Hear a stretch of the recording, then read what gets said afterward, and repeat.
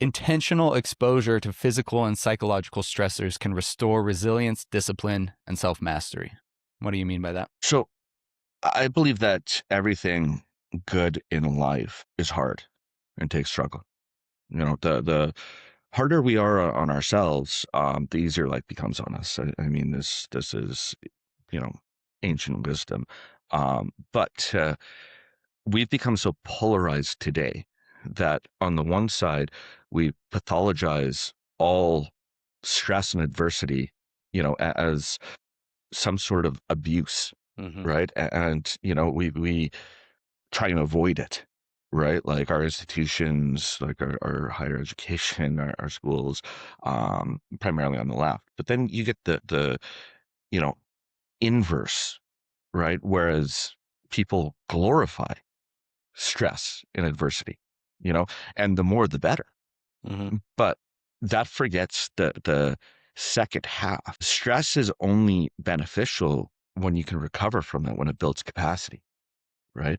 So we need to understand how to intentionally apply stress in body and mind in doses that we can tolerate, that we recover and adapt from, that build our capacity. Because the more we build our capacity, the more these stresses don't damage us, right? Like on, say, just generally speaking, the left, when they're like, oh, this is trauma. Well, the stronger you are, the less traumatic it is, right? The better you're able to deal with it, Mm-hmm. right? And on the right, they ignore the fact that stress can be traumatic, or that if you are just all gung ho, let's go and do this just to put ourselves through the stress, well, you can break yourself, Mm-hmm. right? You can exercise too much and give yourself serious health consequences. You can put yourself through emotional hell and break your psyche. Like, so really we need to better understand all these various stressors, to build our capacity. And the reason we want to build our capacity, and again, we've got this weird false binary going on in society where the left pathologizes strength because they equate strength with psychopathy, right? And exploitation. And the right justifies a lot of psychopathy and exploitation, to try and defend strength. But we've perverted the meaning of strength, because strength, when it is, not properly directed at a purpose, like, it is dangerous. It is a weapon, Mm-hmm. right?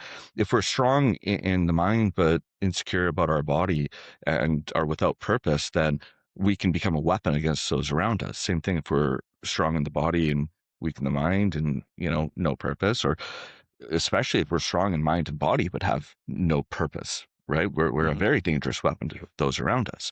But we evolved to gravitate to strength because the original purpose of strength when we were hunter gatherers and then in small communities was to protect others and lift up others. And this was symbiotic, because in response, the rest protected the strong.